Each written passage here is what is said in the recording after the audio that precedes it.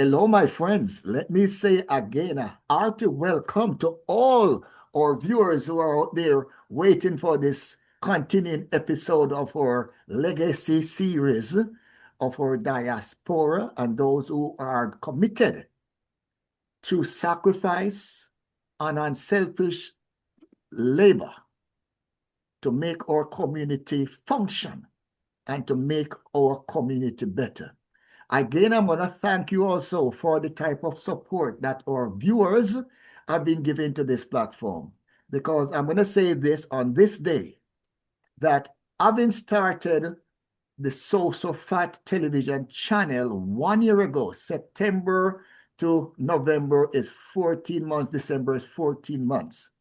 In our 14 months, we have in excess of 63,000 subscribers. We're averaging more than 1,000 subscribers per week. And we have in excess of 35 million views.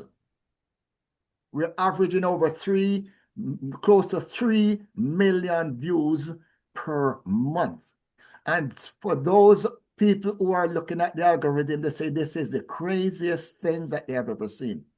And we cannot take any credit for it. We take credit for those who say to me, like Dr. Karen Dunkley, Trevor, we share, Trevor. We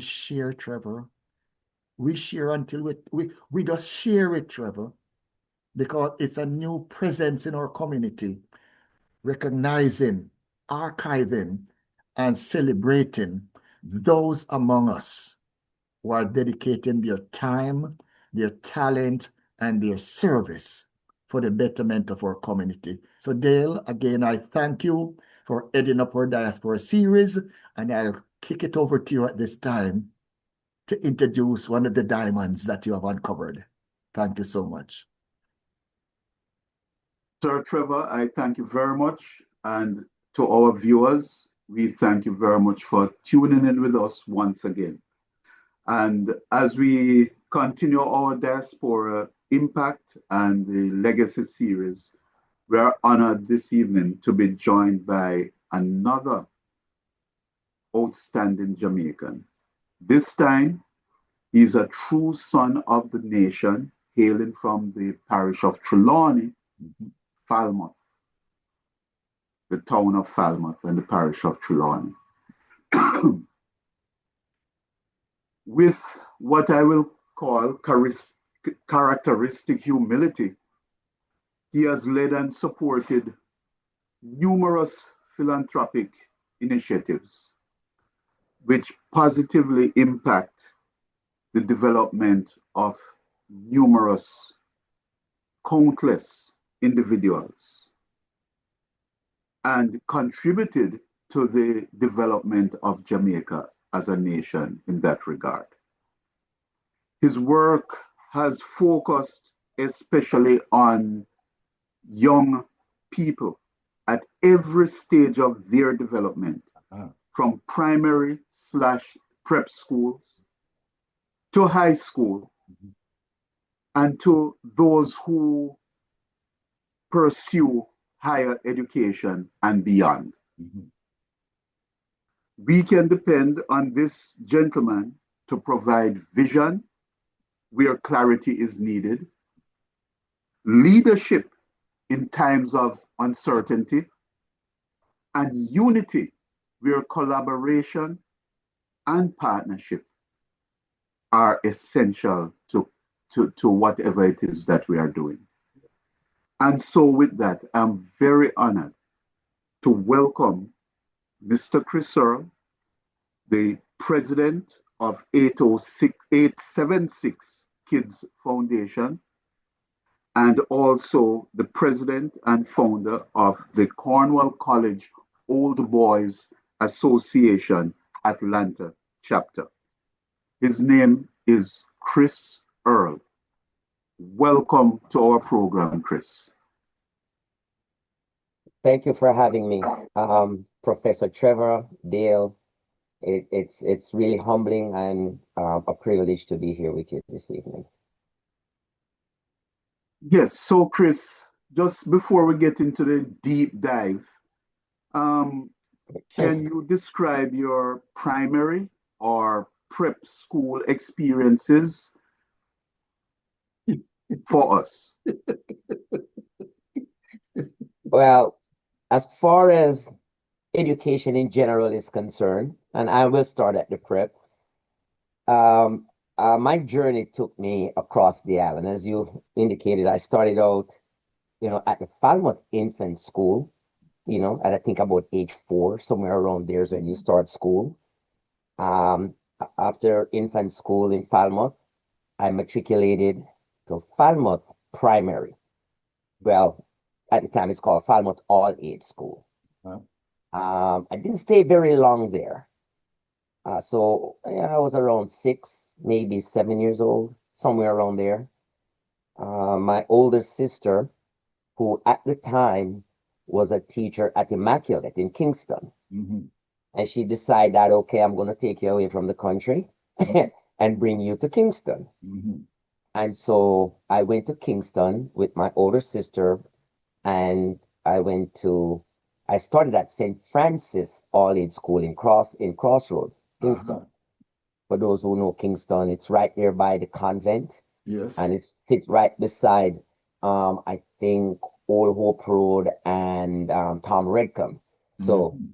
those 2 streets. So that's where St. Francis was. Mhm. And by the way, Dale, that's where my love for soccer started. Mhm. So sports for me started at St. Francis. Okay. So around age 6, 7, I started, to enjoy the sport.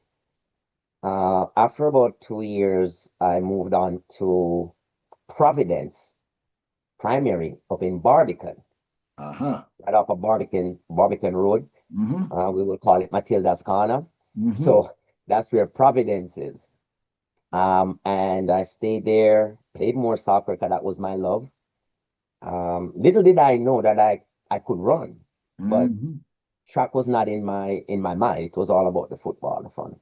Mhm. Um, I matriculated from Providence and from primary school onto high school, where I started my high school at Kingston College. Uh-huh. So I did my first 2 years at Kingston College, continued playing ball. Never really made a team there, because of, quite honestly, the numbers at KC was just ridiculous.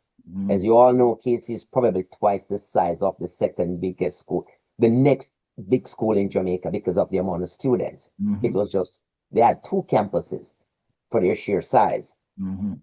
And anyway, stayed there for a couple of years and then transferred to what I consider to be my rightful place, my legacy school. Mhm. That is the Cornwall College Okay. in Montego Bay. So I went back west, Mhm. and you know, for me, that's where if I had any regret, is that I didn't start from first form at Cornwall College. Mhm. So If you I had any regret, so you're not a faulty soul boy.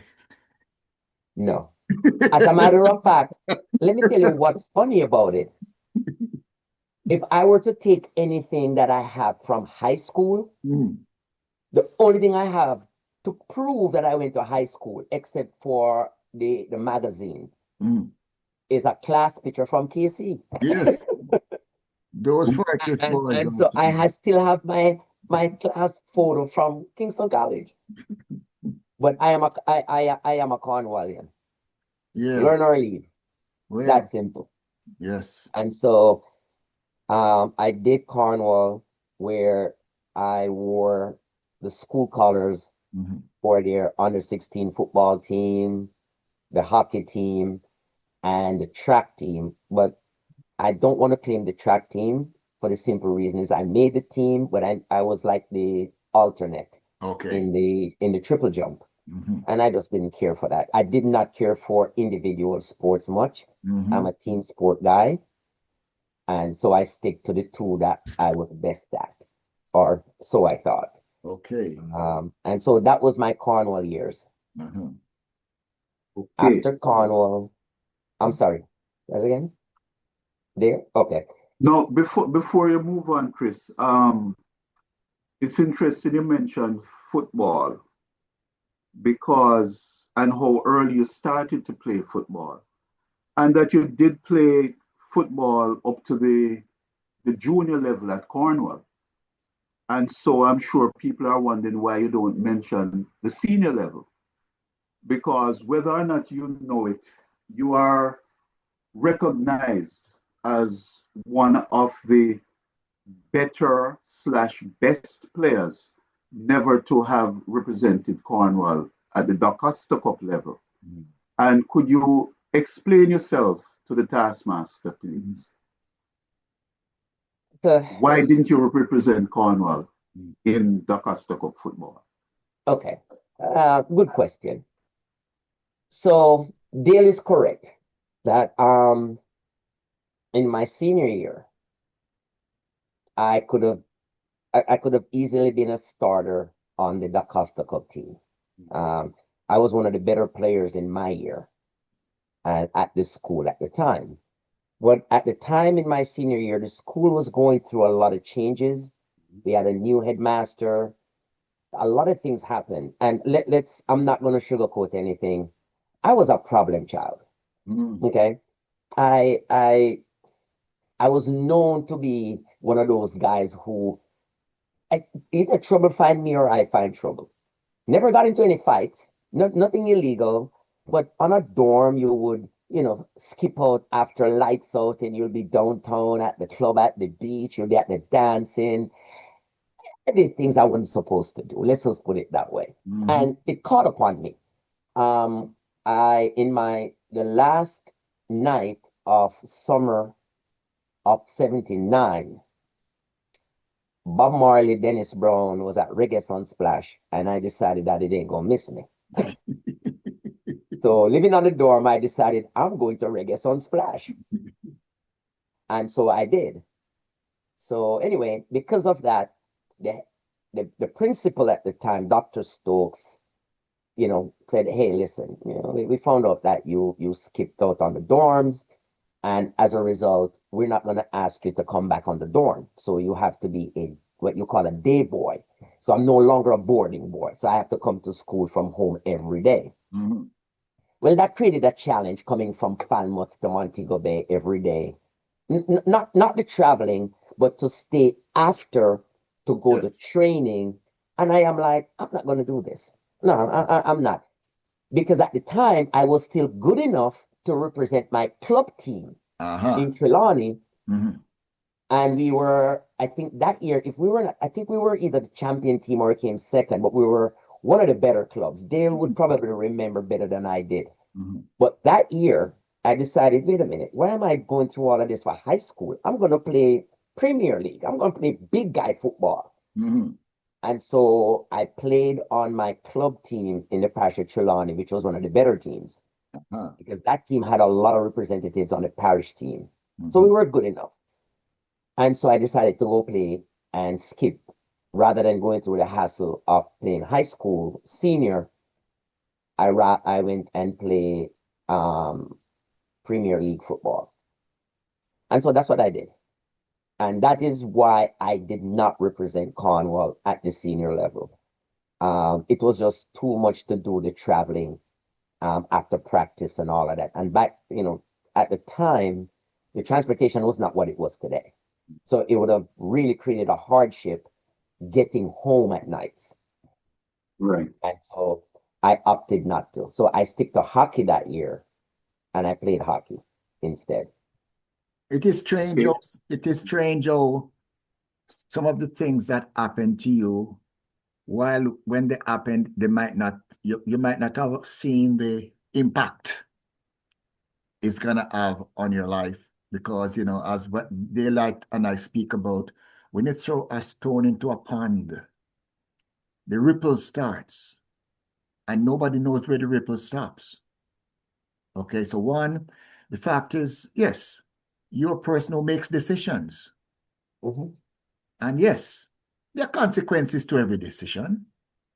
And that's a part of your grounding, because that experience, it strengthens your resolve, that you survive the consequences, and when you measure it against the benefits that you were looking for, the benefit outweigh the consequences.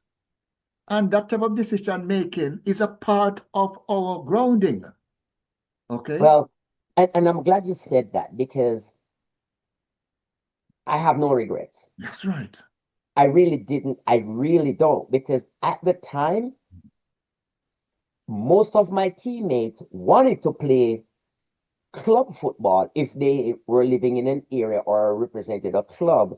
That was really a bigger straw than to play schoolboy football, right? If you had to make that choice. There were those that played both.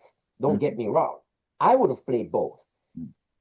But if you had a choice, I would venture to say most guys would want to play the big boy football, especially when you had a chance to play against the best players in the entire country. When you're playing National League, you're playing against national representatives. Yes. And that I did. And so I is there a little bit of regret I didn't wear the red and gold at the senior level? No, because I played hockey at the senior level. I have no regrets. It would have been nice, but I cannot, with all good conscience, say I regret it, because I've always said if I had the same decision to make over again, I would have made the same decision. I feel the same way about when I talk about my not going to Cornwall and ended up at Titchfield. When I spoke to Neville Bell, Neville Bell said, probably, if you had gone to Cornwall, you'd have been a doctor now. He's right about that, because each of our high schools, they stress a different level in the academics. Okay? So you find that some of the colleges that recognize now, we say some are business college, some are social, social development. And yes, it would have changed my perspective, because I would have been introduced to a different mindset. But at the same time, no regrets. Yeah, and I'm going to continue, because I'm going to tell you what that decision did for me. Once I left Cornwall, I went on to the Montego Bay Community College. Very new. It was like in its in the second year of the Mobecom College. It started when I was in fourth form, I did fifth. So third year. So the school started, and I was in the third batch of students to attend that school. Well, what the big league football did for me in my development, playing against big men at the time, because at the time I was 16, 17, and I'm playing against guys who represented Jamaica. Yes. Of course, Dale, Bram King at the time, when we played against Violet Kickers in senior football, and against good guys. So what it did was, for my development, came to fruition when I went to Mobecom College a year later. Why? We ended up, that is the first time that the intercollegiate football trophy ever left Kingston. It was between UWI, UTEC, what's the name of the teachers' college? Michael. And that was before GC Foster started to rear their heads, because they were full of athletes. And so what you find is that we won the intercollegiate championship. Well, I think maturity and experience with the bigger guys prepared me personally for that. Yes. And as a result, I was called up. I didn't play because I had an injury, but I was called up for the all collegiate team that year. Because the all collegiate team, I think, end up playing like the All Da Costa or all schools team. I think they used to have a game. So I didn't play the game, but I was called up for the all collegiate team. And the second thing why it really prepared me, while in Jamaica, which is at the time very unusual, I was offered a scholarship to the University of Texas to play soccer. I don't think I shared that with Dale. Mm. I was offered a scholarship to go to University of Texas in Austin Mm. to play soccer. I didn't even know people were looking at me. Ah. No, I declined that because that was the same year I was getting ready to migrate. Mm-hmm. And to be honest with you, after Cornwall, I didn't want to have anything to do with school. I'm going to be honest with you. All I wanted to do was to play football. And So, so, yeah. yeah. So, Chris, for our listeners who may be wondering about what year all of this took place, the time frame, I'm figuring it's late 70s into 1980. Correct. So I went to the Montego Bay Community College September 1980 because I graduated Cornwall that June 1980. And I stayed at the community college for 1 year, 1980 to summer of 81, and migrated right thereafter. Okay. And who would have been some of your teammates at Cornwall had you played? If I'd stayed at Cornwall, Yes. oh gosh, then there's a gentleman who I consider the best player in my year. Let me just put it that way. In my year, a gentleman who represented Jamaica later on by the name of Brian Anderson, aka Bly. Mm-hmm. Mm. That one of the most amazing schoolboy footballer I've seen. And he was in my year. We were actually in the same class. There's a gentleman by the name of, I think Jeffrey White came back. He was one of the better players. Um, Gosh, I could barely remember some of the guys. When I played on the junior team, Dr. Dean Weatherly was my captain Okay. the year before he went on to Monroe College to do sixth form.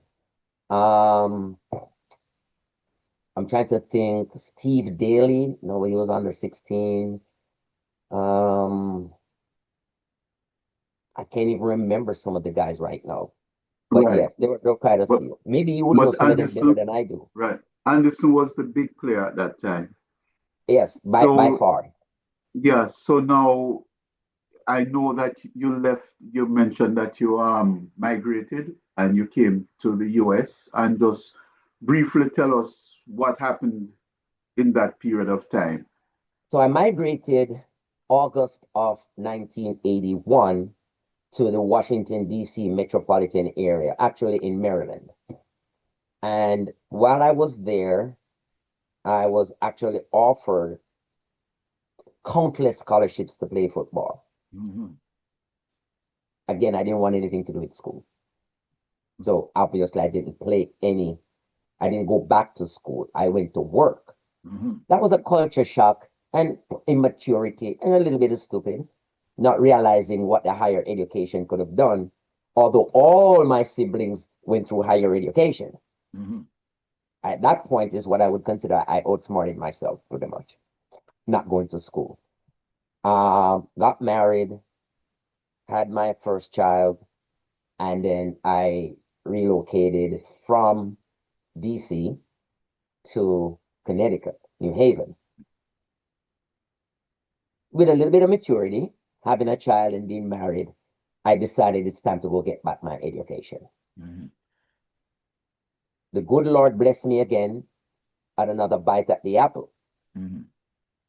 Sacred Heart University in Fairfield, Connecticut came calling. And so I was offered a full scholarship to Sacred Heart University, where I played. I played 4 years, but I graduated in 3 with 2 degrees. Because at that point, I was older. I wasn't a traditional 18, 19-year-old going to college. I went there for one purpose, and it's to get my degree. Mm-hmm. Soccer was just, oh well, good enough to play, you know. Yes. And so, of course, I made the all-conference team, all the good stuff. Again, I wasn't disciplined enough to captain that team. So, I was never captain, but yet the coach will tell me, hey, you're the senior guy here. You got to set the tone. I'm like, coach, I can't promise you anything. Mm-hmm. So, um, they'll know a little bit of my escapades and stuff like that. I played with my heart on my sleeve, and sometimes I lose my head, but did what I had to do, got the degrees, and the rest is history. Right after that, I relocated to Georgia. Well, the school hired me upon graduation. So I was the director of financial aid, work study program to be specific. And after about a year or so, I relocated to Georgia. This is where I am. So that's my education journey. Yeah, but that disclosure is so important because you see, no matter what we say about ourselves, we represent a section of our community who experience the very same thing. Okay? And they need to know and hear their voice being represented on the platform. Mhm. We're not looking for perfection because our community is not made up of perfection. Okay? As I like to say that Jesus said, I never came to save the righteous. Okay? I never came to save the righteous. I came to find the lost, to find the sinners. Okay? Our community must hear their voices being represented in people who have overcome some of the things that they are now facing themselves. Okay? I like to identify your primary school and your elementary school so they can look at the product of their school. Okay? The product of who came from where they are sitting now in those little chairs at 6 years old and 7 year old and say, no, he came from my school. He was sitting in this class. Okay? That's the type of mentorship or experience brings to the table. Okay. So, Appreciate Chris, that. again, before we go into the meat of the matter, I want to ask you, you mentioned Washington, and there's a football club down there which I think I would not be doing justice if I didn't ask you about that club. And the club I'm referencing is Uprising Football Club. Tell me a little bit about your experience there. Yes. So, um, there was a uprising started while I was already in DC. There is a Cornwall College alum that was predates me, right? He actually left school before I even started high school. And he was playing for a team in DC that has been there forever. And they were the class of Washington, DC, because you only play for that team if you represented the Jamaica national team. And the name of the team is Jamaica Nationals. And they were awesome. Make no mistakes about it, they were good. But this gentleman by the name of Errol Gillett, and I tell him every time I speak with him, and I tell any and everybody that will ever listen, that's the best coach I've ever played for in my entire life. What's his name? Errol Gillett. Errol Gillett. Okay. Yes. And Errol used to play for the Nats, and he left and formed a team called Uprising.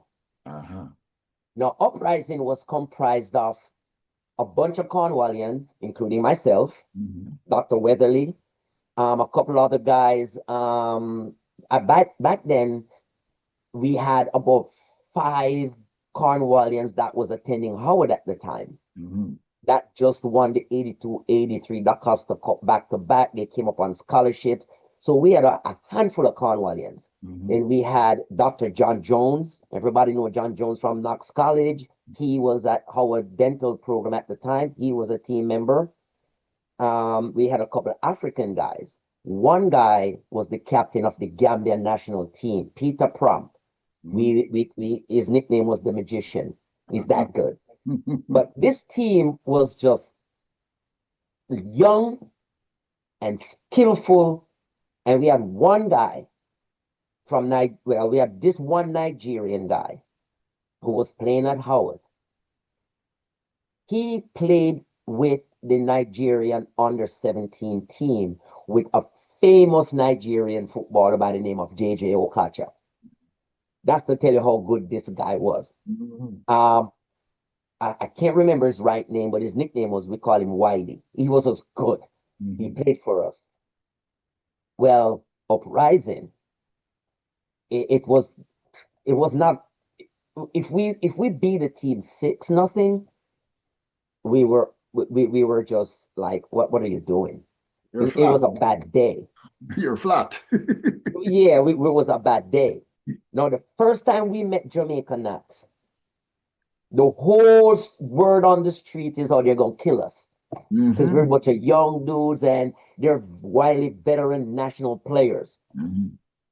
The very first time we played them, it was 5-1 they got. We beat them 5-1. Oh, boy. And that was it. With all the Jamaican national players on there, we said, oh, really? Bring it on. And so that team was just amazing. Best club team I've ever played for. And I have a picture up to this day that any one of the teammates that say it. As a matter of fact, a quick story on that, real quick, before I digress. One of the players that we have that live here in Atlanta, he saw the picture in my phone, took my phone, send himself the picture. Well, a few years later, he went to Champs and saw Dr. John Jones in the stands. Now, that player I'm referencing, they'll know him as Russian. Russian is a beast. He can play. But Russian went to Champs, saw John Jones. Now, you're talking about 40 years later. He took he took out his phone and showed John Jones the team picture. And John took it, showed his wife, and said that's the best team he ever played on. It was an amazing time. Yes. Of course, we won everything we played. We used to win in New York, Philadelphia, DC, all up and down the eastern corridor of the United States. Wherever we played, Uprising is coming. Okay. So, Chris, I don't want to get you in trouble, but once you mention a couple of names, even though he's late because he's now deceased, you have to mention for the people in Western Jamaica and Cornwallians, you have to mention Ray Campbell and Renchi, Barrington Watson, and of course the Weatherly brothers, and yourself, of course. And the Russian that you mentioned, of course, is Danny Hale. Correct. And we know that people would love to hear those names, that you were a member of that awesome team in Washington. Yes, Danny Hale for sure. Dr. Dean Weatherly's younger brother, Paul Weatherly. Barrington Watson was the goalkeeper who actually kept on he was the All Costa keeper, the 81-82 back-to-back the Costa Cup championship for Cornwall. We had Anthony Leard, midfielder that was there. No, you mentioned Ray Campbell. Ray Campbell was really the man behind maintaining the team. He was the guy that funded the team. He gave us, we didn't need anything. Ray was that guy. And may his soul rest in peace. He has now left us. I mentioned John Jones, Dr. John Jones. He was on that team. He was in dental school at the time. I mentioned a couple of the Africans, Peter Prom. But yeah, for the Jamaicans and the Cornwallians, those were the illustrious players that I played with. And I didn't consider myself worthy of playing with those guys. But I did. Yes, Coach Gillette saw something in you that you didn't see in yourself, maybe because you were not looking in the mirror. So you didn't see it, but he saw it and others saw it. And I have to pinch, I'll tell you, there was one game real quick where I had to pinch myself, where he called out the starting lineup. We're playing 3 forwards, 1 in the center, 2 wingers. On the bench, we had 2 Jamaican representatives, a gentleman that played at Woolmer's. His name is Peter Isaacs. He represented Jamaica, and he also a Woolmerian. And we had another Jamaica representative that was on the bench. I can't remember his name right now. Briscoe? And Was it Briscoe? Briscoe. I believe it was Briscoe. I can't be absolutely certain, but I believe that's who it was. But there were representatives. Peter Prom, well, he was playing. And on the team, those guys were sitting on the bench while I was on the field. Now, that within itself wasn't what got me. It was who I was lined up with. Well, growing up in Jamaica, we had a gentleman at Cornwall ahead of me by the name of Anthony Christie. Best striker we had in his time. And the next guy on the front line was, in my opinion, this is my opinion, he was the best high school football player I have ever seen. And I believe he's probably in the top 3 high school players ever played, in my opinion, by the name of, his name is Sweetie Smith. Noel Sweetie Smith from Stets. And when I saw those 2 players beside me, I had to really look and pinch myself and wonder, what am I doing here? And to your point, Dale, I think that's testament to Mr. Gillett and what he did for me. Good. That's a confidence booster if I've ever needed one. Yeah. Well, Chris, let's move over to the philanthropic side of the Chris Earl journey. And you can tell us a little bit about the 876 Kids Foundation, of which you are the president. Okay. So, as you have stated before, I have been involved in numerous charities, all of which had to do with giving back to kids in Jamaica through the education vehicle, right? It wasn't health, it wasn't sports, it was through education. And a few years ago, a couple of my friends and I and my family, we have been giving back and doing all of these work. And that is outside of the vehicle of a non-profit 501c3 vehicle, right? You have the Cornwall College, they deal with Cornwall College. We had Integrity Children's Fund, they have specific schools that they adopt all over the island. I was a treasurer there for 10 years on the board. So my wife and I decided, with a couple of my friends, said, you know what, we need to do something with a little bit more flexibility so we can help schools, individuals, or we can be that vehicle that help others to give back to the schools in Jamaica that make it easy for them.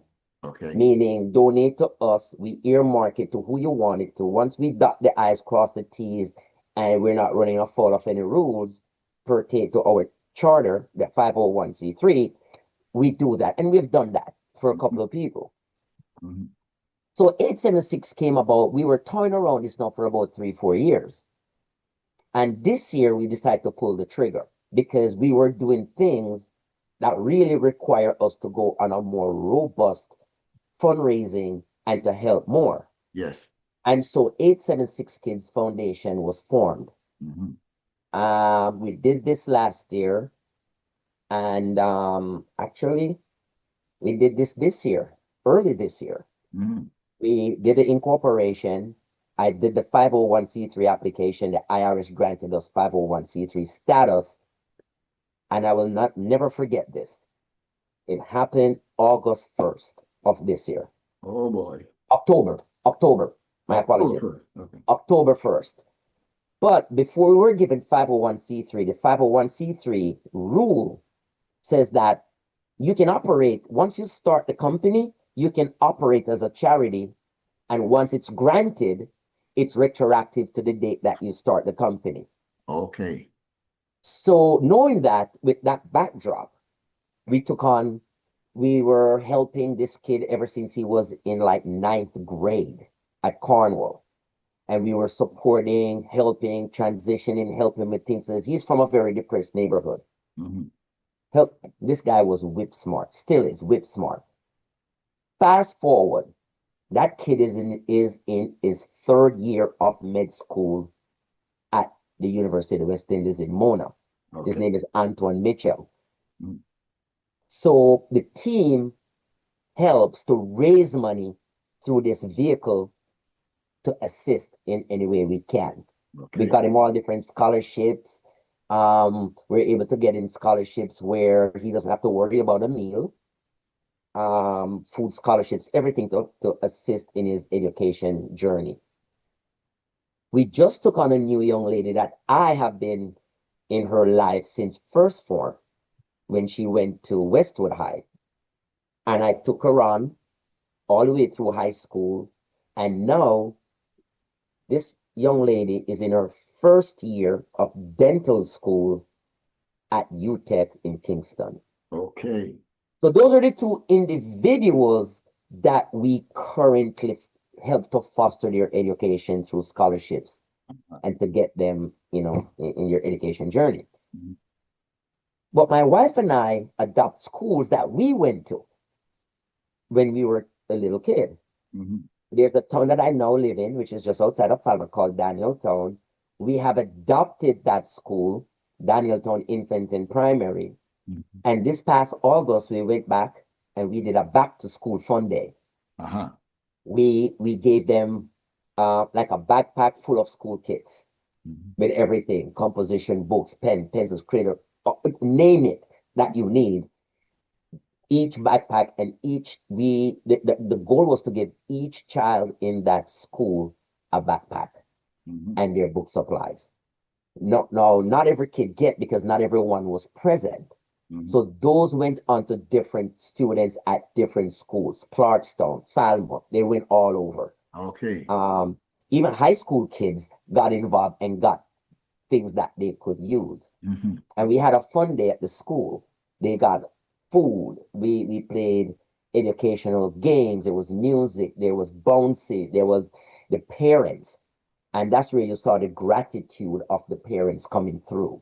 Mhm. I sat with a few of them and said, what would you do different? And they all express what they think could be different. And we take it on the advisement and to make it bigger and better. So we did that for that little community, Mhm. which are the lost communities in our island, and there's quite a few. But And also, yeah, go ahead. Any question? you go ahead, Chris. Go ahead. So that's one of the schools we adopt. The other one was the school I went to, which is Falmouth All Age. Mhm. Dave is very much aware of this in the sense that for a couple of years now, we've been assisting their track team to travel to Miami to go to the Miami Classic. Mhm. Well, here is what we didn't realize. What it did for the community back home, it got parents involved. Because now, at first, they were saying it's a scam. It's not going to happen. Your kid has never left Falmouth. How are they going to go to America? Mhm. We saw videos with the kids in the airport saying that, hey, I'm already in America. They haven't even left the island. But they are so, and they see videos and the parents get these things. They see pictures. Their child, who was probably never left the block, is now in the United States Mhm. running track, getting the uniform from top to bottom, spikes. I mean, they'll help me buy those spikes. Okay. I'm like, they'll help me out. I need help. Mhm. Okay, I go to the expert. We get them any and everything they need for that trip. Mhm. Well, in year 2, they had to temper how many kids they could carry because the whole school wanted to come. Of course. Of They're course. like, because the parents are like, what are we going to do? When are we going to start raising money? When are we going? And so the buzz and the excitement that the parents are now involved is unbelievable. I went there just the other day and parents are saying, hey, Mr. Earl, so such and such and such. And I want you to get my kid into this high school and a kid into that high school. I'm like, I'm not the expert, but I'll try. Yes. You know, That's the ripples we talk about. That's the ripple effect. that's the ripple effect. Yes. So what I find is that the students, believe it or not, and I don't think I'd share this with Dale to this extent, the students are now engaged in their academic work Huh? because they see what it can do. Yes. And we tell them, you don't do your work, you're not going. Pick your choice. Yes. And yeah, so it's amazing what it can do to tell them that you care, and they see that you're putting your money where your mouth is. Mhm. And it's amazing. This one child that went to the school could not come to America because they can't even get a birth certificate. Well, fast forward, and I don't know if I told you this day, but I got that kid pulling some strings and some connections I had. He's now on the track team at William Knibb Memorial. Mhm. Yes. And he was one of their better athletes that couldn't come to the Miami Classic because, the family dynamics. They couldn't get a birth certificate, they couldn't get a passport, none of that. Mhm. No, that kid is on the track team in his first year at William Knibb. His guardian called me up, say, hey, this kid needs to go to William Knibb. Mhm. And he's now there. And so I try to do what I can when it comes to education. So that's 876 in its brief history. But we've been doing the work long before it was formalized. Mhm. And we got the letter of 501c3 October. Late October, we all know what happened, right? By a young lady by the name of Melissa.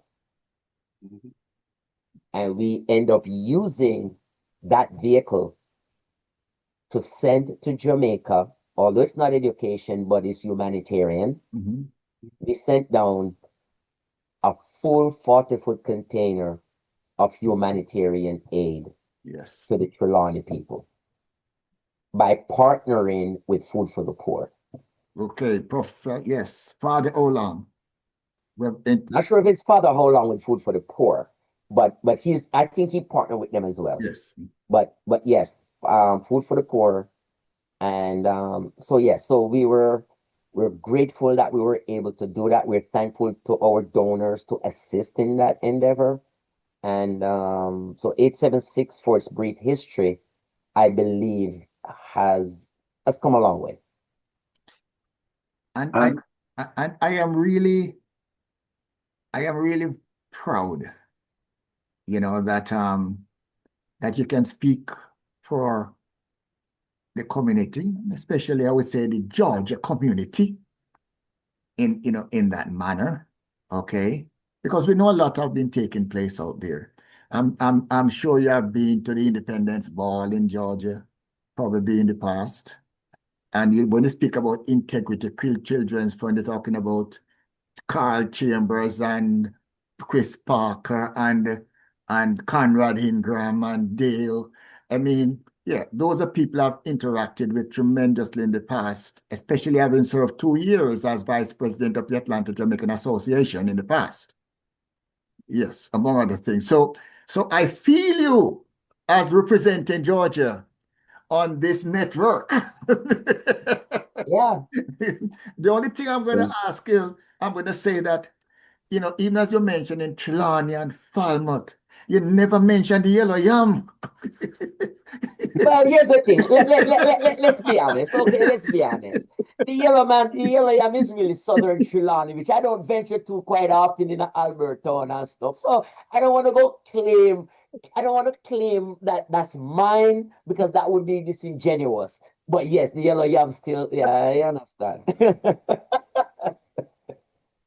But yeah, integrity. I'm not sure if you were here, but I did actually 10 years on the board as their treasurer. Uh-huh. I was in My New wife, York then. I was in New York then because I came back down in 2021 after I left down here in 2009. I had to go back to New York. okay, so yeah, you would not have known. Well, you left here when? 2009, I went back to New York from Georgia. Okay, yes, so you would not have known that I was part of it. Chris Parker was just here this evening at my Okay. house. He lives around the corner, so we still, yeah, I'm no longer on the board, but I go to all your functions. Yes. I do support them. I believe in the work they do. Mhm. I just wanted to do something different along helping kids. That's Yes. pretty much it. Carl Yes. Chambers and I, we speak all the time. Yes. Carl actually served 1 year as vice president of the Atlanta Jamaican Association earlier too. Yeah, with when Derek was the president, With I Derek believe. Harvey. Yeah, because Derek is on the board of integrity as well. Right. Yeah. Yeah. I served Okay. 1 year. I served 1 year as vice president with Derek Harvey also. Okay. Yes. Yeah. Yeah. So we're in Atlanta, Dale. We're traveling the same circles. Yes. Yeah. I support Montego Bay Sister Cities. I've been to their function, and Dr. Karen. Yeah. Well, you notice about 6 or 8 weeks ago, we did have Dr. Smith on as one of our guests on the program. So Okay. she's already on the SosoFat television network. Okay. I did not know that. Oh yeah, she's already there. So Dr. Smith is awesome people. Yes. Awesome people. I don't know if you're familiar with the sugarcane singing group down in Atlanta. I don't know if you call him this. I know there's a group called Caribbean Rhythms. I don't know if it's the same people you're talking about. With Kathy Bond. Kathy, and she used to be our director for the sugarcane performing group before she started that group. So here at Gendale, it's so funny that we're crossing paths. So Kathy's husband is a Cornwallian. Okay, I didn't know that. He is the membership. He is the director of membership on our board. Okay. Kathy was just at our fundraising event this past Saturday. Okay. Yeah. Yep. And she was at the integrity function a couple of weeks ago. Uh-huh. Yeah.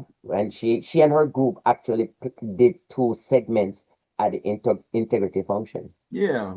I mean, quite a few members of her group used to be with the sugarcanes, Jackie and Beryl, all of them, they moved from the sugarcane to that group. The Caribbean Rhythms. The Caribbean Rhythms, because I am the co-founder of the sugarcane performing group. Okay. And when Kathy came up here first time, as she was getting acclimatized, she was the director for her group. Yes, so it's very quiet, nice lady. Yes, very, very, very, very nice lady. By the way, Dale, do you remember? I'm not sure if he was at school when you were there, but yeah, his name is Binroy Gordon. Yes. VG. Yes. VG. We're talking about VG's wife. Oh, okay. Okay. Beautiful. Yeah. Chris, Jamaicans caring for Jamaicans. Yes. Tell us a little about that. So Jamaicans Care for Jamaica is another newly formed entity by a very good friend of mine. His name is Junior Taylor. Now, you may or may not know Junior Taylor, but you certainly know about the Taylor family that has passed through Cornwall. Dale, you should, because is right now the physics lab, I believe, is named after his uncle, Garth Taylor, I believe. But the Taylor family is very prominent when it comes to Cornwall. He himself didn't go to Cornwall. His mom worked as the bursar at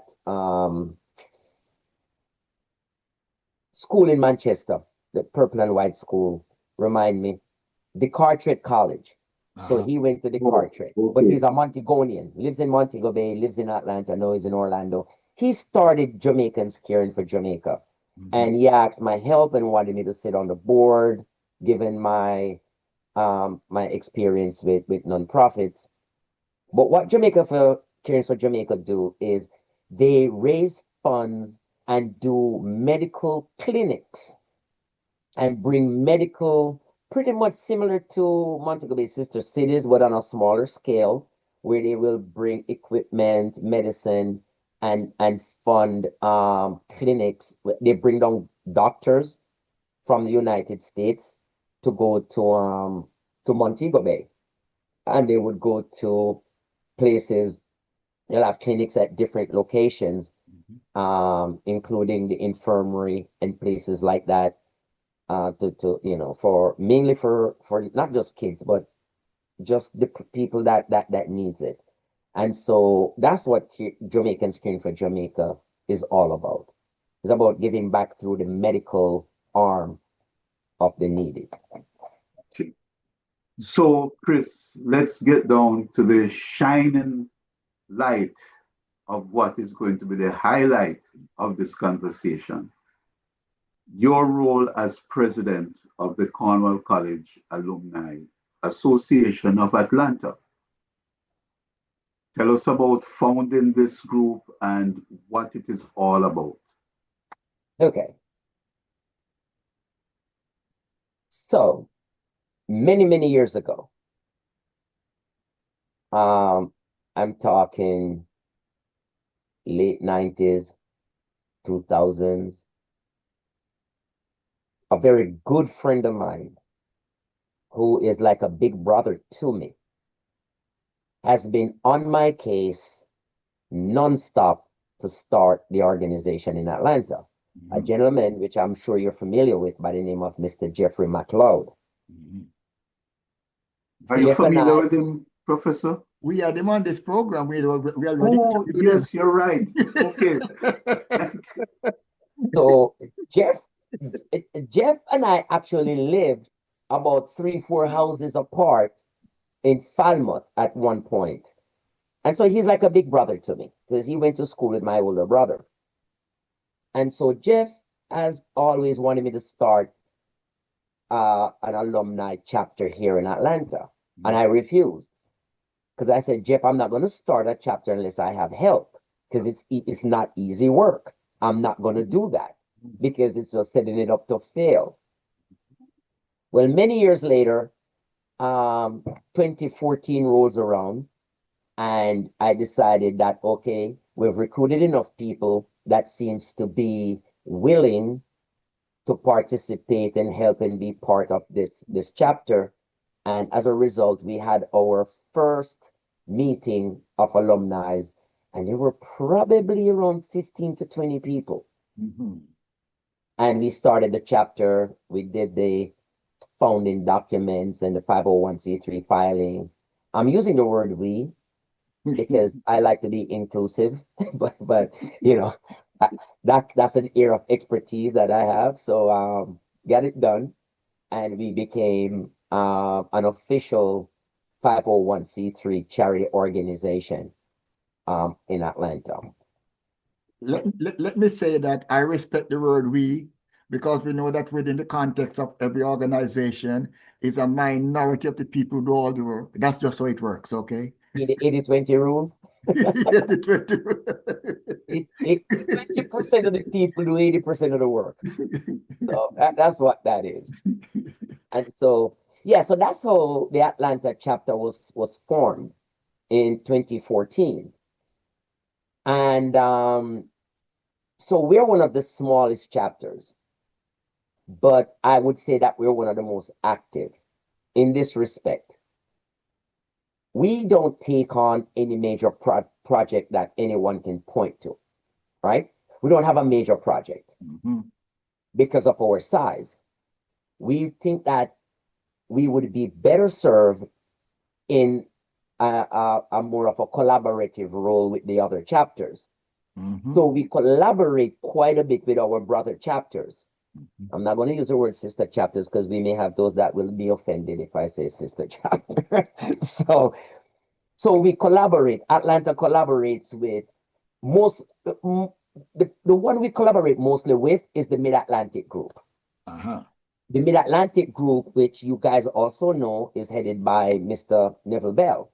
And by the way, just as I regress, I also work with Neville to get that chapter up and running. Okay.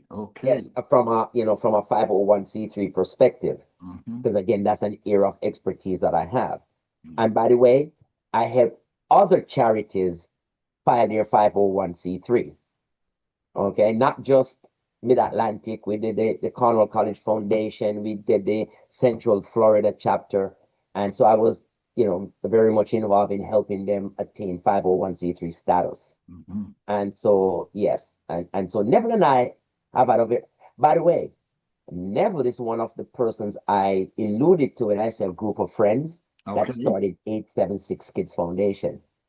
Neville is one of the founding members. So we collaborate. So if Neville calls up and he's working on any project, all Neville has to say, hey, Chris, I'm working on this project. I said, not a problem. I go to my board or my executive. How much can we give?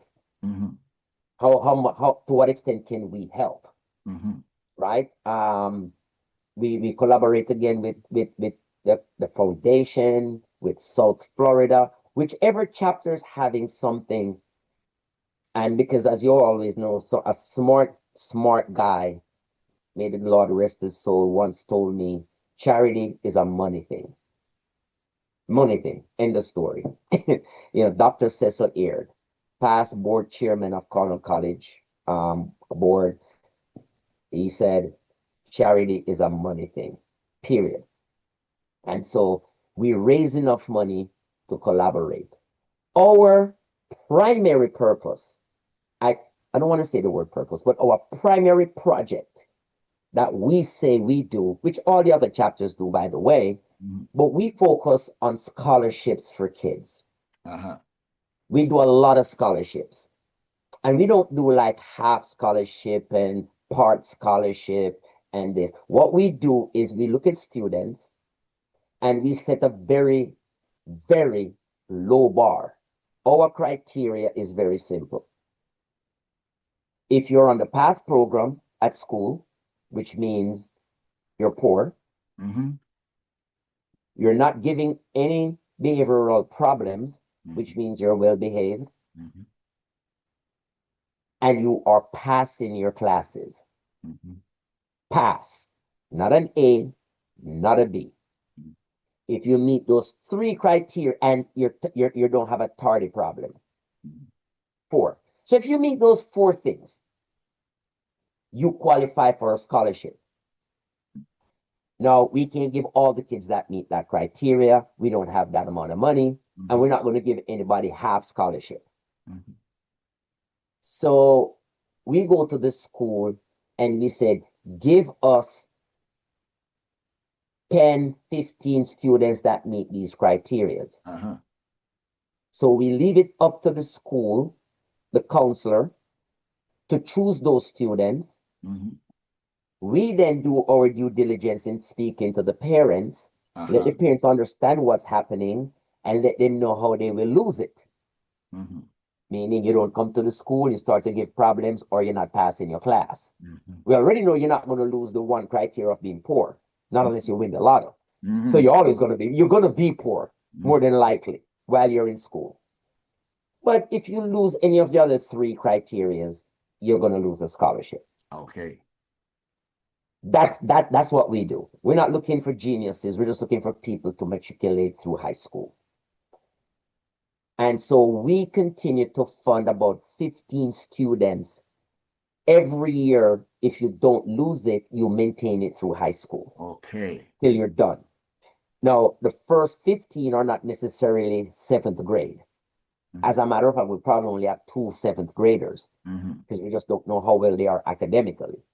So we go 8th through 6th form. Right. And so as long as you maintain, once we accept you on and you do not do anything to lose it, you will have that. And the scholarship is a meal program scholarship. Okay. So meaning you don't have to pay for a meal. Okay. In school for the whole year, as long as you're there. So we budget that, and that's what Atlanta does. That is our focus. I really, really appreciate the breakdown and the details. I say this because there are so many startup organizations who, while they embrace the idea of scholarships, I have had a situation before where, because of the scholastic bar that is used for scholarship, on many occasions, the child who will give a scholarship has no problem getting a scholarship from many different places. Okay? I have had a situation where in my organization down here, Atlanta Jamaican Association, after they chose a child for the scholarship, the child actually gave back the scholarship. So listen, I have no problem getting a top scholarship over here. So even though I entered the competition or the challenge, I really, really don't need it. But as you said, you establish the bar that gives them hope. Hope. Yeah, that was one of the things that we debated that. And quite a few of our members at the time they said, well, I just believe that they should maintain a 3.0. And I'm like, I can't argue with that because the premise behind that is that you don't want to be throwing away money against a student that's not going to matriculate very well in society. Mm-hmm. And so if that's your premise, I get it. Here is my thing. We're not going to give it to failures. We're going to give it to a student who is passing. Mm-hmm. So a student who is passing can pass to the extent that he can be a productive citizen of society, may not be a doctor, but this guy could be a guy that could open his own plumbing company, or he can go get a job at a bank, or he could, I'm looking at the word productive citizen of society. Yes. A guy who would probably otherwise, because of hunger, not learn a crime of life, a life of crime. Mm-hmm. You are setting up these kids to where, not that you're setting them up, but you're not helping them to get out from the rock that they're under. Right. And so, what are you expecting of that child? Right. If Right. I can get a child to have a full stomach, learn, and know that he's coming to school and not have to worry about the next meal, that kid can matriculate up to somebody who knows, he may end up being an A student by the time he gets to fifth form. But the I don't want to push it too far, but this kid could be much better than where he started if given the opportunity. Yeah, but And that's my position. But the ripple effect, as we speak about, the ripple effect doesn't stop with that child. Correct. You know, I had a think tank about 5 years ago, coming out of Colin Powell's death, and we had a 9-night for him. So we were discussing different ways that he had impacted the Promise Foundation and the things that he had in place. And among the people who were participating over the nights that came on the Zoom and expressed themselves was one administrator from the Department of Education in Jamaica.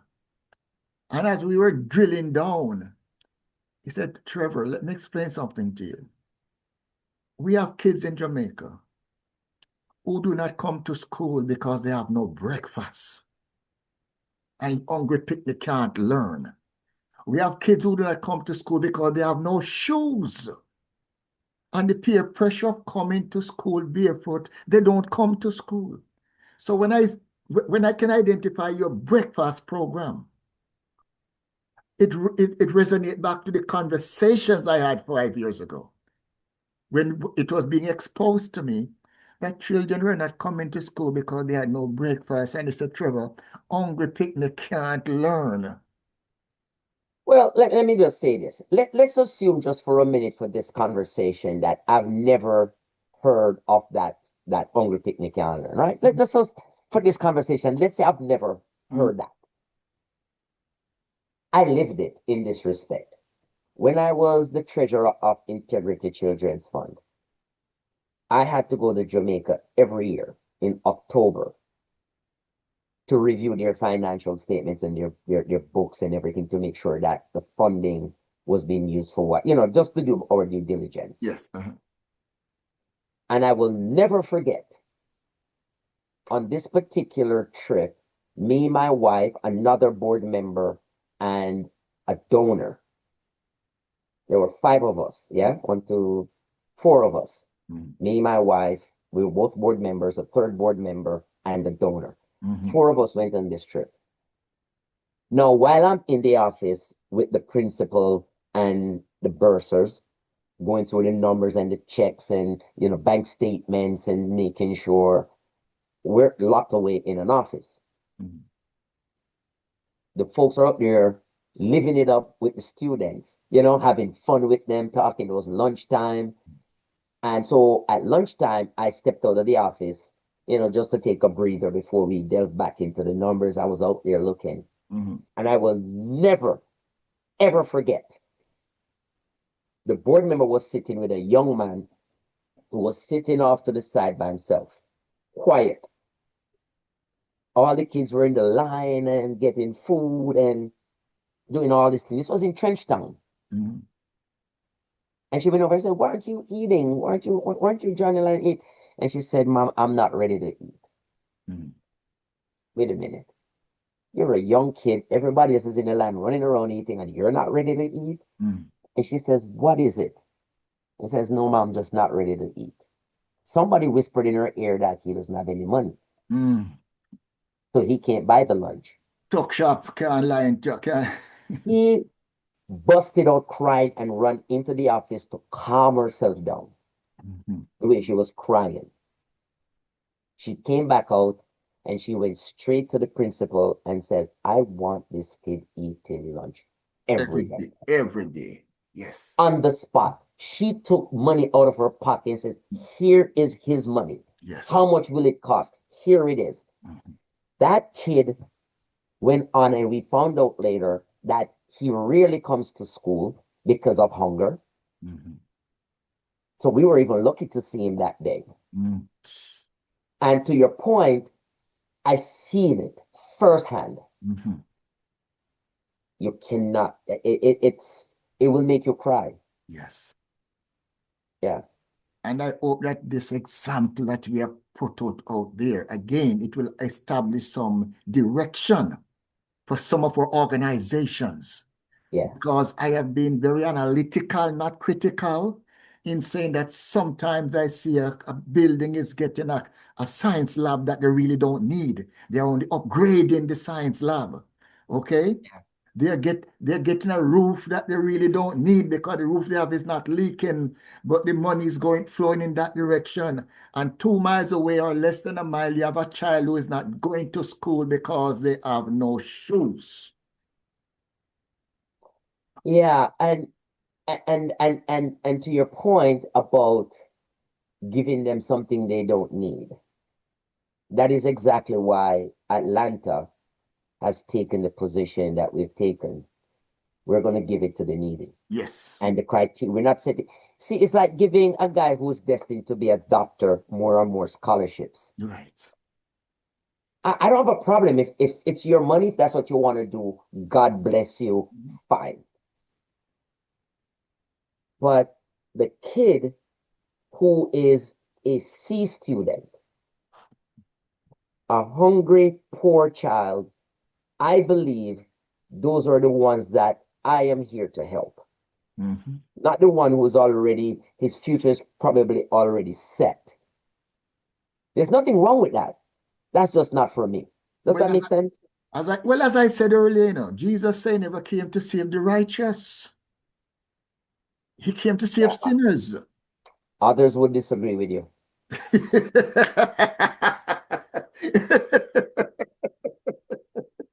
They disagree with the Bible. They can disagree with the Bible, not with me.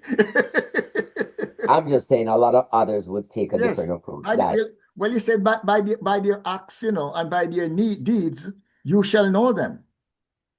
Okay. And I don't have a problem with people who want to do that. Just don't get me wrong. I'm not here to have a problem with that, because that's fine.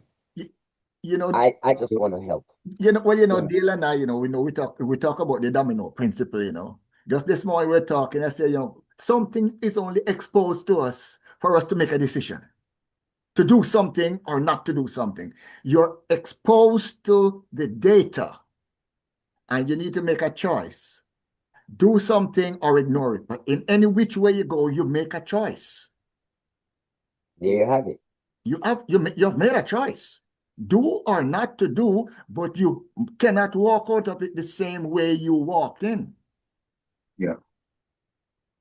Well, Chris and Professor, what many persons do is forget where they come from. Mm-hmm. And I don't mean community-wise. I mean mental-wise.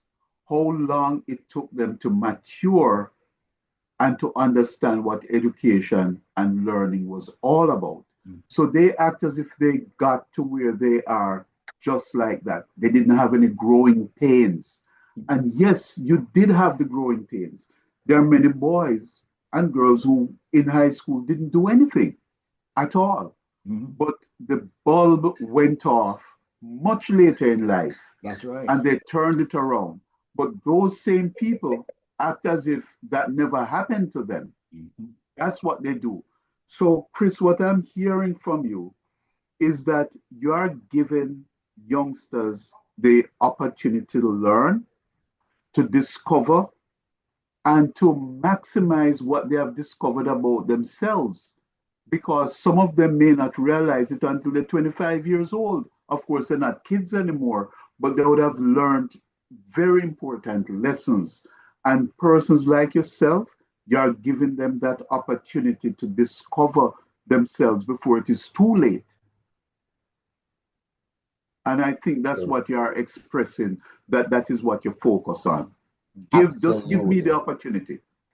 Absolutely.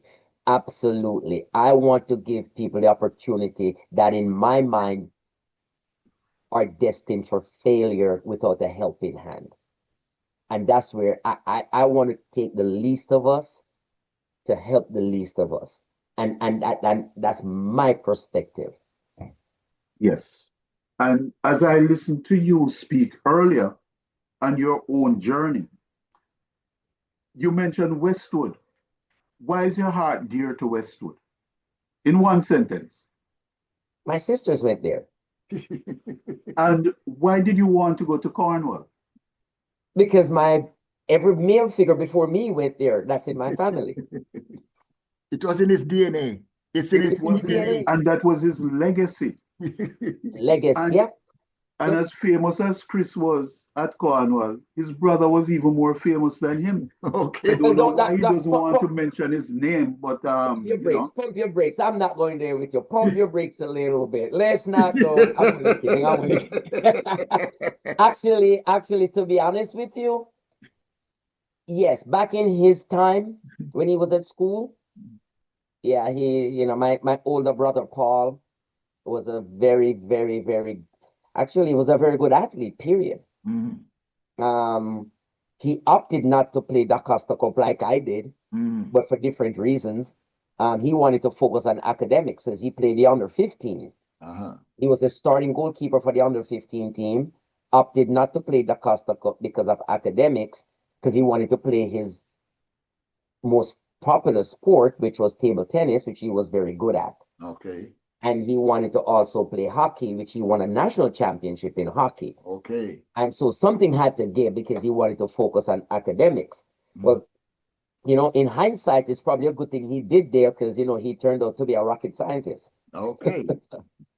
And literally, Professor and viewers, literally what he just said, a rocket scientist. Rocket scientist. Not in any joke. Right. Yeah. You never know when the seeds are scattered, what the end result is going to be. As you said, when the sower went forth to sow, some fell in the waters, some fell on rocky soil, ground, some fell on good soil, and some of them, the birds took them and dropped them on some island out in the Pacific. Yeah. Oh, yes. And if you will permit me to indulge a little bit, his brother, Paul Earl, or Cleland Earl, is the most gifted, coordinated table tennis player I've ever seen. Okay. He was fluid, graceful, but powerful at the same time. And if I ever wanted to play table tennis like one person and clone him, it would be his brother.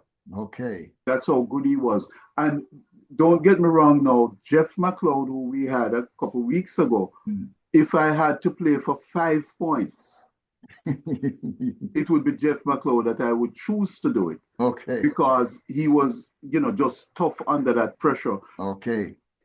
Chris's brother was also tough under pressure, but he was as a stylist, if you could call a table tennis player a stylist, graceful. He was that person, the best I've seen, where it comes on to that. And he was very good, very tough, and he captained Cornwall's table tennis team also. I know this is about me, but I'll tell you this. They'll probably forget this. My brother, when he was 14 years old, played on the sugarcane circuit, and he played for Hamden Estates in the estate championship, which they won at 14. Okay. He was that good. That good. I saw a picture recently with him and the big boys, and he was the little 14-year-old holding up a trophy that he did win. Okay. I don't even know if you have ever lost a game in high school. Mm. I don't, I'm sure he probably did, but I can't recall, And you know? you also into Cornwall. Yes. Okay. As I said, all the male figures before me, so it's my legacy. Yes. And That's Chris, you mentioned all these 501c3s that you help to form and all these type of things. Why should I think you're an expert at this? What makes you qualified to be an expert? I'm not an expert. I just know what I'm doing. Yes, okay.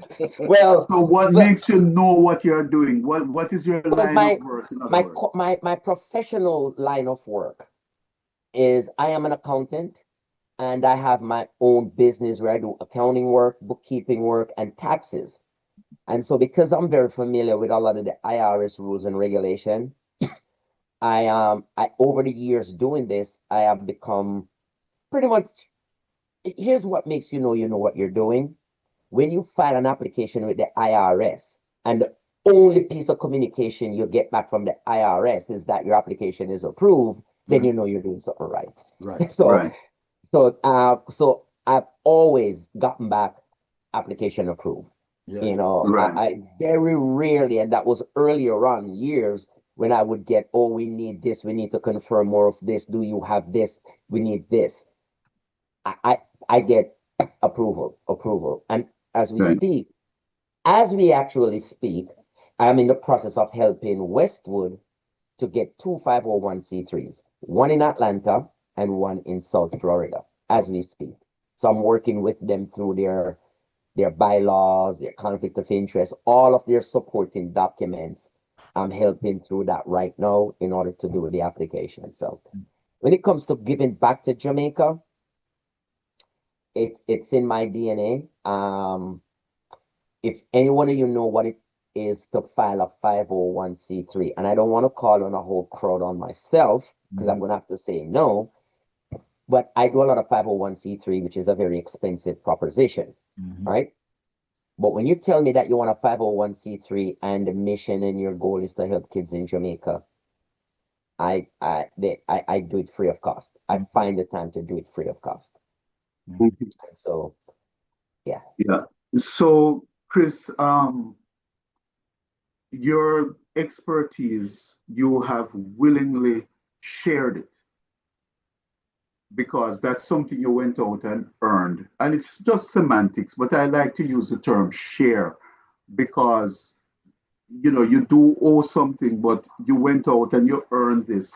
And before you had your own business, you had to sharpen your skills, somewhere else within an industry that was relevant to what you're trying to do. But in doing that, you have now been sharing it, whether you're helping someone to start up their own or whatever, as you just mentioned. That is one of the things. That's why I say the humility that you go about doing these things is what's so impressive about you. And as you were sharpening those skills, could you tell us what background in terms of industry led you now to starting your own business? Where was your background prior to that? Yeah, so when I first migrated to the United States back in 1981, my first job was in banking. I started out in banking, started from the teller, matriculated all the way up to customer service, blah, blah, blah. Never made it to management.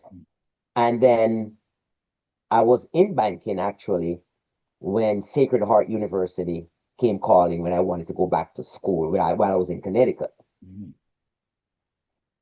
And I went and I did my degree. I did a degree in finance. I did another degree in business management. And I started my MBA in accounting with an emphasis in accounting. Didn't finish my MBA because I relocated to Georgia. And that's another long story why. But told I was a problem child in high school. Well, it kind of followed me. So anyway, I didn't finish my MBA. But then I went into corporate. And once I went into corporate, I went into the accounting departments, and I went through all different phases of accounting. And if you know anything about accounting, you're talking about the financial statements. I was in revenue accounting. I dealt with the P&L. I dealt with the balance sheet, assets, liability. I dealt with the equity component of the balance sheet in all different phases throughout my professional career. Well, at the peak of the career, I spent the last 8, 9 years of my professional career doing what we call SEC, Securities and Exchange Commission, SEC financial reporting. So you take the financial statement of the company and you write a story and you publish it to Wall Street. That was my job, to tell a story based on the financials, year over year analysis. So I was very good at analytics. We did that for years. Won awards actually in the utility industry because I worked at Atlanta Gas Light. For years, we went into another energy industry. And so those analytics, and while I was doing that, one of my college teammates that came to Atlanta because of me, who did accounting in college while we were studying together, we started up our own little accounting company to do taxes. And we started it in my bonus room in my house. So we're going to do taxes. Let's just do it for friends and family and the football team that we play for. And that's how we started our company, and we started doing taxes. Lo and behold, we're in corporate, and at nights and weekends, we're doing taxes. That started to morph into something bigger than we anticipated. It allowed me to leave corporate and focus on the accounting. Now, my partner and I did split, but we maintained very, very good friendship up to this day. Okay. So we split. He has his, I have mine. And so I have this accounting company that my wife and I run with a few other people, and we do accounting and taxes.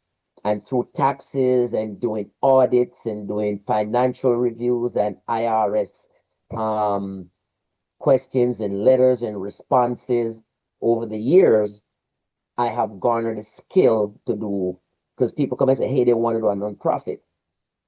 And I would ask why. That's one of my first questions. Why do you want to do a nonprofit organization? Why do you want a nonprofit? And the reason I ask that question, because if they want to outsmart themselves, they're asking the wrong person. Because people come to me and say, well, I heard that we could save on taxes, and if you do that, I said, no, you don't save on taxes, because the money goes to the organization. The organization already don't pay taxes. Right. How do you, the individual, save? Because you have to get the money somewhere. Right. If you're not feeling it from the organization, once that money comes to you individually, you're paying taxes. So again, tell me how you save. And they're just listening to people, and I said, I can't help you. I just can't do that. And Chris, that's a whole seminar, that's a webinar that needs to be done separately. Yes. For the benefit of our non-profit organizations, because there's so many out there who have an interest and no knowledge. Yep. Okay? Absolutely. Zero knowledge. I had one guy in New York who had, out of the fact that he was interested in doing things and had been doing things, and I would say to him, so, okay, talk to me. Who is the president? He said, I'm the president. I said, okay. Who is the accountant? I'm the accountant. I said, whoa. You're the president. I'm the accountant. Who is the secretary? I'm the secretary. Yeah. And so you have to ask him, why do you want to have a nonprofit in the first place? Yeah. What's your end game?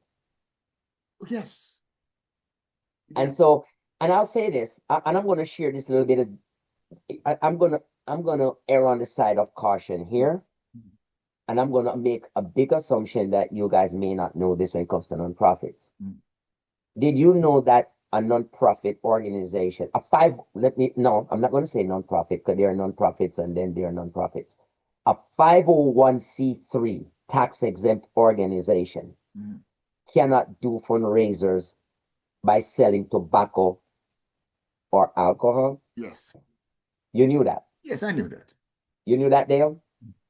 Yeah. I can't hear you. You're mute. No, I did not, sir. But when you go to a non-profit organization fundraisers, there's always alcohol. There's Clearly always not a tobacco. bar. Huh? But there's always a bar where Yeah, there is. So there how do is you get around that? always a bar. So, Professor, how do you think they square that? Well, they How charge you one think they get price for the around that? meal.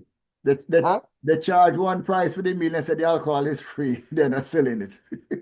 No, not really. Not that not well, because technically you're buying the alcohol, Yes. right?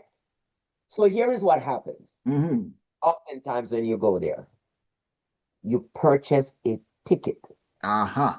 And you And take you see ticket. all them selling like raffle tickets. Uh-huh. They'll sell like meal ticket. They'll sell drink And tickets. drinks ticket. Yeah. But they don't call it drink. They just said, hey, with this ticket, here's what you can get. Uh-huh. And So you're exchanging dollars for tickets. uh-huh. Because you can do whatever you want with a ticket, Yes. including exchanging it for a drink. Yes. Yes. But the drink wasn't sold. Right. Yes, we always had somebody separately who was doing That's the workaround right there, Professor. because simultaneously the only way you can actually inventory your sale is by counting the tickets. But really, that is really a side product. That's a side effect. Yes. The primary goal is you're selling a ticket and you can use it to buy 2 meals or you can use it to buy 1 meal and 10 drink. Yes. Do what you want with the ticket. Yes. But we didn't sell you the drink. Yes. And We as I sold you the said, ticket. that is a webinar of its own that needs to be put out there for the benefit. There are Because workarounds, but yes. yes, well, Yeah. the workaround goes for all a lot of non-profits out there. We know that they work around it from the top of the line to the bottom of the rung. They all involved in alcohol. Okay, so yes, but let me say this, that I would say enthused by the collaboration that you spoke about before, where things actually flowed from you and flowed into other schools, around you, out of the Falmouth into the Clarkstown and the Sherwood content and Dunskines and all those places. But I'm also going to commend you on the split that you mentioned with your partner when you started the firm, because the only way you're gonna expand is by splitting, whether it be the ice that splits the bottle or the air that bursts the balloon. But it is a part of the progression, okay? It is a part of the progression because you go from having one business to two business, okay? And sometimes we do not recognize stagnation for what it is. So we see someone who will start an organization and after 40 years, they're still the president. And nobody behind them can move up, because when they move up, their head is hitting to this person's butt. Well, I'm glad you hit that. So we had a very, very good conversation this Saturday at our fundraiser for the Atlanta chapter of Cornwall College Alumni. Mm-hmm. So I said to one of our bigger donors, Kenny Chin, you know Kenny Chin, right? Mm-hmm. Dale? Yes, yes. With the bakery professor. Yes. Correct. Yeah. Yeah, Royal Caribbean. Yeah, man. I go to Stone Mountain by him all the while. We used to stand outside this place and promote our events, There you go. All right. Same Kenny Chin. So he's a Cornwallian, right? Oh my goodness. So him and Vinyo Sang are Cornwallians, because Vinyo Sang He's Vinny Sang's nephew. Yes, I know. Yeah. That's what I'm saying, Oh my goodness. So Kenny said to me Saturday, Chris, I have to commend you every time I see you at these functions. You're doing a phenomenal job. Keep it up. You know you can't go anywhere. Because ever since inception, I've been the president. And every year, I threaten to quit. I'm like, I'm going to resign. I'm not leaving the chapter, but I'm resigning. Yes. Somebody's going to take over. I'm gone. I'm out of here. And it is almost the same response. Right. So when is the funeral? Because you ain't going anywhere till you're dead. I'm like, what are you talking about? I'm leaving. No, you're not. Period. As a matter of fact, let's not have this discussion because you're not going anywhere. And I keep saying, what are these guys talking about? But then it dawned on me that, and someone made me aware of this, the way I conduct the meetings and the way I conduct everything, it's never about me. Right. It's always, hey, I want to hear you. Tell me what you think. You're going to run with this. You're going to run with that. How can I help you? And so at the end of the day, the chapter runs itself.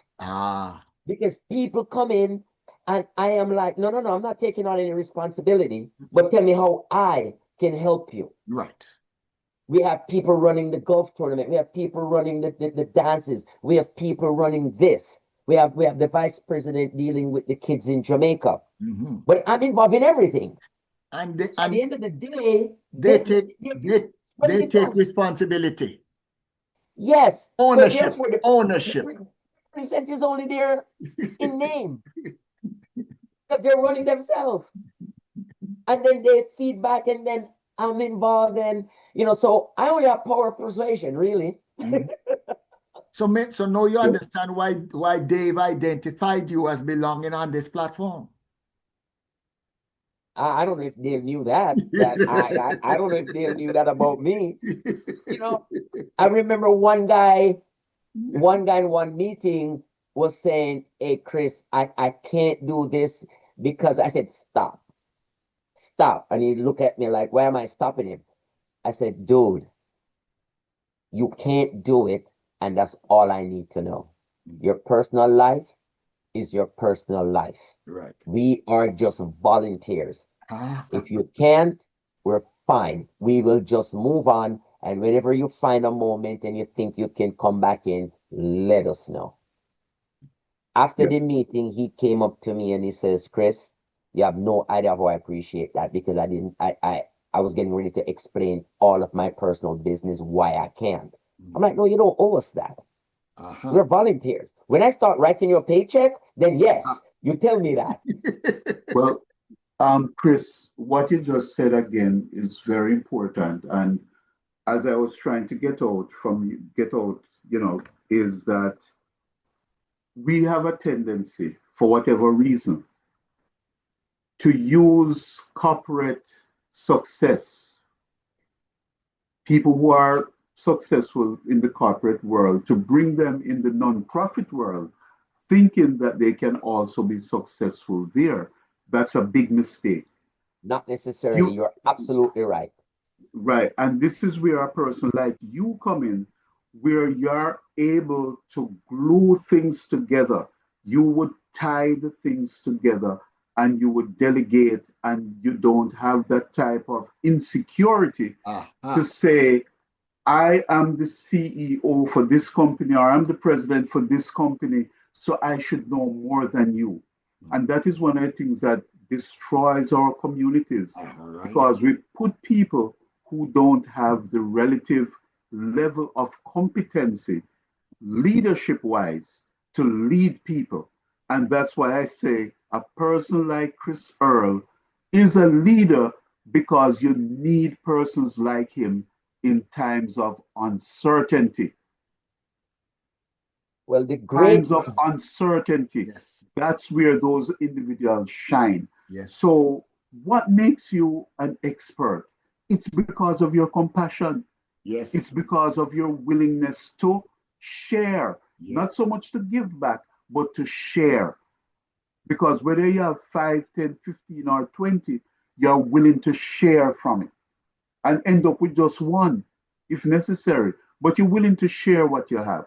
And that is for me, that's the biggest takeaway from this. And one more thing, Professor, the level of competency that he has, that's Chris, is above and beyond what persons would really expect, because he well grounded and he's able now to start his own company.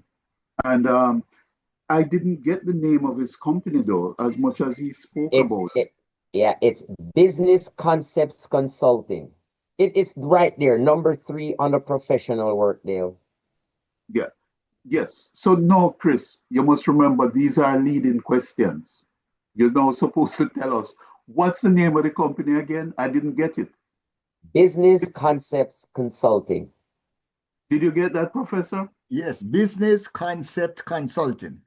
There Yes. you go. And There we're you go. gonna That's push my that. company. Yeah, we're gonna push that for you because it is something more than worthwhile. And the other word I'm taking away from this is webinar. Yes. And the professor and I are going to sit down and speak about the possibility of conducting a webinar Yes. with Mr. Chris Earl as the expert Yes. speaker. You know, I hate that word because I don't think I'm the sharpest knife in the kitchen. Well, you know, Well, we'll just call you coach. we'll I call can you live a with that. coach. All right. I can No, live with that. and you're on our starting forward line. It doesn't matter who is on the bench. You're on the forward line. Yes. And, Okay, Gillette. Okay, Gillette. and let me say this, you know, Oh. that in our conversations that Dale and I have, and we sometimes we start talking, and before you know it, we're talking for 2.5 hours or 3 hours. Okay, time just flies by. But you know, we start by asking you what primary school, what infant school you're going to, and we make the progression right up. But one of the things that we also advocate on behalf of is this, that it's after you have mastered what can be put inside of you by someone else, that we call it in that learning cycle, that you actually graduate now. Because in the process of graduating now, you start giving back to the community. You graduate from business into community, okay? And that is where you really now have been working all your life, getting from different direct teachers and professors, whoever they might qualify and call themselves to be. They are pouring everything they have into you. And now when you come out of that, evolve out of that, you know, then you say, no, I want to give back to my community. I have less time in front of me than behind me. I want to spend most of my time giving. I have been receiving all my life. From primary school and infantry school, people have been pouring resources into me.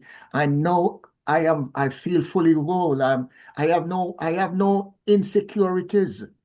When I decide to start a business, I have no fear because I'm beyond failure.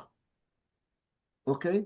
I have fallen down enough times and gotten up in the past that I do not fear falling down again. Okay? And that is where you find that there are no insecurities. So you don't have to prove anything to anyone. You say, listen, I'm not doing this to please you. I am doing this because I want to do it. If I don't do it, I do not fulfill my calling. Okay? And that is what we want our community to recognize and let them understand that among us, there are people who are doing these things, and those I say are the diamonds that sometime in the rough.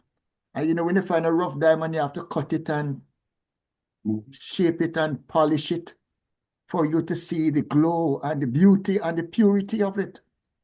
And our community needs that type of presence. Okay? Yeah. I want to share a couple of Desperately things. need it. I want to share a couple of things before we go. And these are the things that guides me. Okay? 2 things that guides me when it comes to dealing in the world of philanthropy and charity. and I do this in business as well. I heard this saying that I use all the time by President Clinton. Mhm. And I think you said you alluded to this earlier, and it guides me. Mhm. Do not let good be the end. Do not let perfection be the enemy of good. Right. Mhm.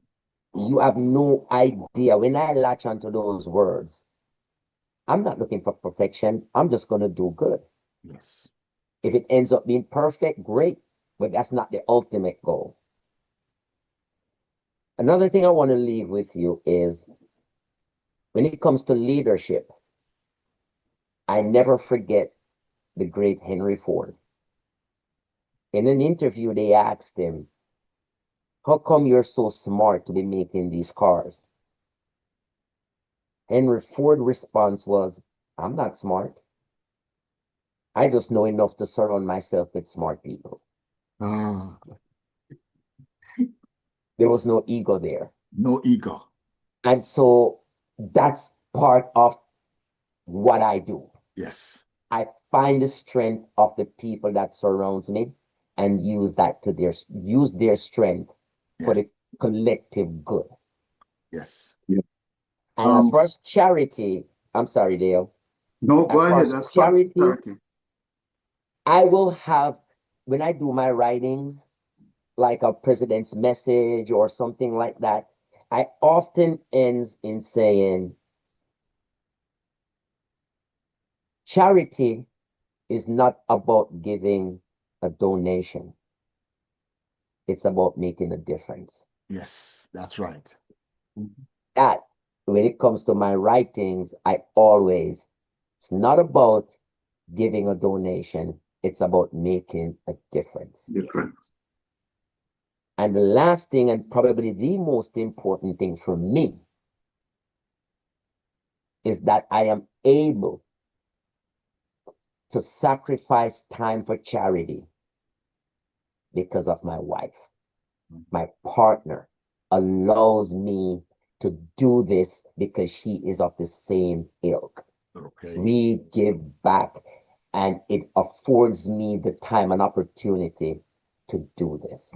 Without her, I'm not sure how possible this would be. So I just want to leave you guys with that. One question. What is the name of your wife? My better half, her name is Audrey Earl, and she's also from Trelawney. She's Okay. actually from Danieltown. Okay. Audrey. And Audrey yeah, Earl. right. I just wanted her name to be cemented Yes, in this conversation. we've been married for 38 years. And Chris, we're wrapping up and we have 2 more minutes. You've mentioned your brothers, you Yes, mentioned your sisters, you yes. mentioned your wife, you even mentioned your children, Mhm. but your father and your mother. Please. I mentioned my mother. She's from, well, anyway. Anyway, Where is she from? my mother hails from Bunkers Hill, Trelawney.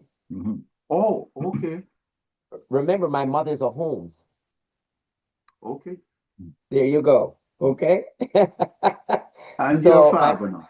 no, my father is from the Davis Penn Saltmarsh area of Trelawney. Mhm. So we're Trelawney through and through, Mhm. mother and father. But my mom grew up in Montego Bay, Mhm. and my dad actually did grow up right there in Panama.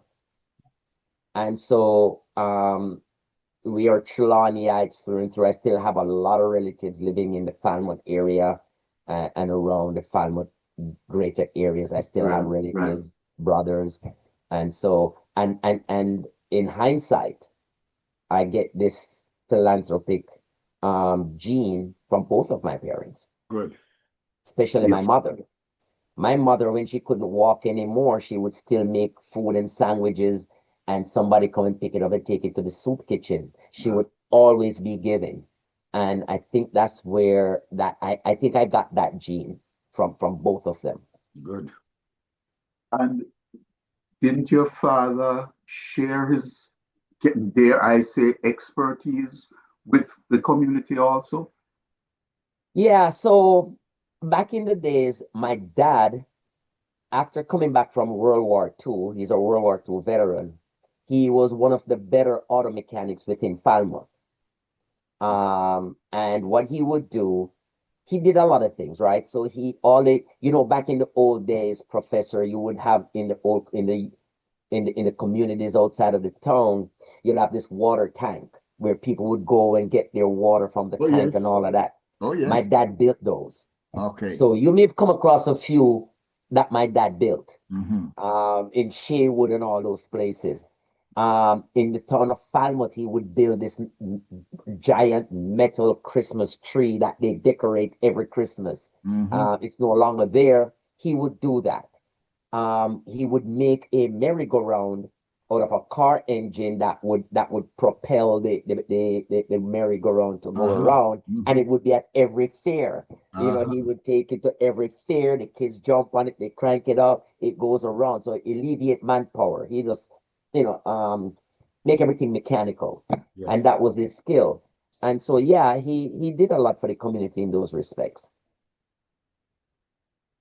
Yes, a well-known man, well-respected, and a brilliant man, as Yeah. far as I know. And he shared So his skills as a mechanic with he young actually persons. his garage was actually a training school. So in the back of my yard, and I'm looking at a picture right now that keeps me grounded where I grew up. In the back of the yard, he built what you will refer to as a dorm, and he would put multiple beds. So he would have a lot of people coming from Sherwood, from Bunkersville, from Dowensville, and he would have them because back then transportation was not what it was today. And he would have those young boys come up and they live in a dorm setting. My mom would make meals for them. They would wash their own. So my mom would groom them in that respect. And every day they'll either go out, they learn their trade. So today, Trelawney is proliferating with people who learn trade under his tutelage. And Okay. so when we walk around, people would be saying, "You're such and such. I remember when you were a little baby. I remember this big man." And they always remember down at the home where my mom would make sure that they were what one guy cried. I spoke with him the other day after many years. He said he used to wear my brother's clothes. My mom would give him anything he wants. He gets anything he wants, and he learned the trade, and that's what he's using to make his living. So it was a training school, and a lot of mechanics today, as we speak, learn that trade under my dad's tutelage. Okay. Yeah, that's what you were getting at there, right? Absolutely, sir.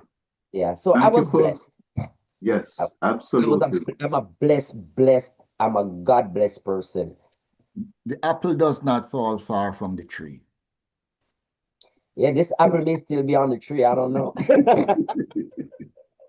Uh, yeah, yes. So, Chris, I want to thank you very, very much. And no matter, you're another example, no matter how much you think you know someone and admire them, after speaking to them for an hour and a half, 2 hours, you realize that you admire them even much more, and Mhm. you fall in that category. I appreciate that. I really appreciate that. And again, it's my honor, and I'm really honored to be here.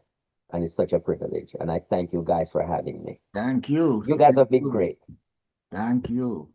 Professor, I'm going to run into you soon. Yes, more than likely you will. Yes, sir. Yes, sir. So I appreciate it. thank you so much for sharing that story with our community. And My pleasure. as we say, you are the pond that just drop into you're the stone that just drop into the pond. And we know the ripples will go beyond infinity. So please do not consider yourself a stranger to the platform.